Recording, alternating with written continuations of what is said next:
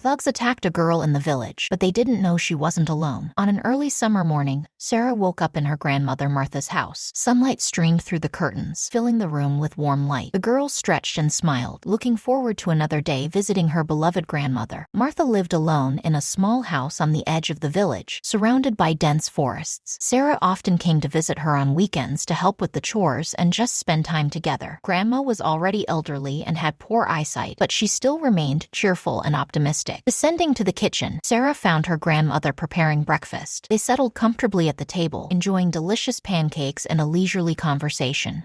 Suddenly, Sarah noticed some strange movement in the garden outside the window. It seemed like the neighbor's kitten, which sometimes visited them. Going outside to pet the little Fluffy, Sarah froze in surprise. On the lawn, awkwardly stumbling, walked not a kitten, but a real lynx cub. The girl could not believe her eyes. She cautiously approached the cub, who curiously looked at her with big amber eyes. When Sarah told her grandmother about it, Martha was very surprised because she had bought a beautiful kitten a few days ago to give her beloved granddaughter an unusual gift. It turned out that the local hunter Tom had deceived Grandma, taking advantage of her poor vision. The man had sold her a lynx cub instead of the promised kitten. Sarah was outraged by such a deed, but now they had to decide what to do with the cub. Nevertheless, Sarah liked the new pet so much that she persuaded her grandmother to keep him and name him Rocky.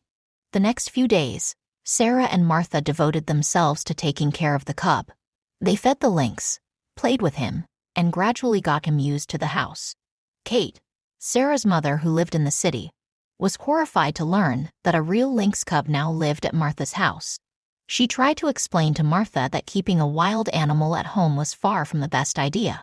Kate insisted that they send Rocky to a sanctuary or a wildlife rehabilitation center, but Martha would not hear of it. In the end, Kate gave in and even allowed Sarah to help her grandmother in raising and caring for the unusual pet. Weeks went by and Rocky grew quickly. His clumsiness was replaced by graceful strength. His soft fur became thicker, and his paws grew impressive claws. But despite all the changes, Rocky remained just as affectionate and obedient. Sarah and Martha arranged a separate room for him in the house and fenced off part of the garden so Rocky could walk outdoors. They tried to limit the lynx's contact with strangers, understanding that Rocky was not a pet. A year passed. Rocky turned into a handsome young lynx. His muscular body was covered with thick reddish-gray fur with characteristic black spots.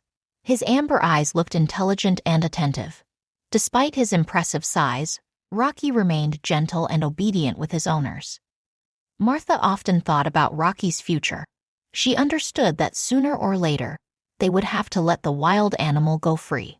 But every time she saw her granddaughter's happy face playing with her beloved pet, she put off the conversation. Many funny and touching incidents happened with Rocky. Once, Rocky brought Martha a mouse he had caught, apparently trying to please her with a tasty treat. Grandma was so touched by this gesture that she couldn't scold the pet for the dirty bedspread. One day, Martha accidentally locked herself in the pantry. Rocky heard her call and began to meow loudly, attracting Sarah's attention. Thanks to him, the girl quickly found and freed her grandmother. In winter, Rocky loved playing in the snow. He would jump into snowdrifts, burrow in the snow, and then jump out like a fluffy snow monster. Martha and Sarah couldn't get enough of this sight and laughed heartily, having fun with their beautiful pet. Rocky quickly learned how to open doors. Now they had to lock the fridge, otherwise the clever animal could get to the treats. Once, Sarah caught him eating an entire chicken, which he had skillfully pulled out of the freezer. Every day the bond between Rocky and his owners grew stronger. He seemed to feel their mood. The neighbors gradually got used to the unusual pet. Some even came specially to see Rocky. The children loved watching the majestic lynx play in the garden, chasing butterflies or rolling a large ball. Once, a fox attracted by the smell of the chicken coop wandered into the garden. Rocky immediately chased away the uninvited guest, protecting the territory and the livestock of his family.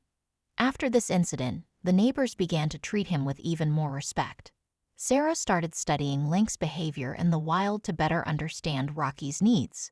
She tried to provide him with enough physical activity and a varied diet similar to his natural diet.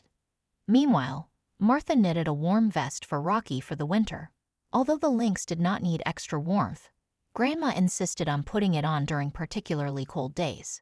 The sight of the majestic predator in a knitted vest brought a smile to everyone who saw him. Rocky showed amazing sensitivity to the emotional state of his owners. When Sarah got upset about problems at school, he brought her his favorite toy, as if trying to comfort her. With the arrival of spring, Rocky became especially active. He could watch the birds coming to the garden for hours, quietly sneaking up on them, but never trying to catch them. It seemed he understood that this was his home, not hunting grounds. One warm summer evening, Sarah was sitting on the porch, watching Rocky chase butterflies in the garden. Suddenly, she heard loud music and screeching brakes. A car pulled up to the house, and a group of impudent guys tumbled out. Sarah tensed. She recognized these boys, local troublemakers who often caused trouble around the neighborhood. The girl got up and walked towards the gate, hoping to avoid a confrontation.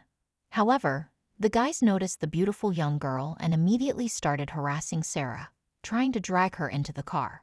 The girl resisted, but the troublemakers were much stronger.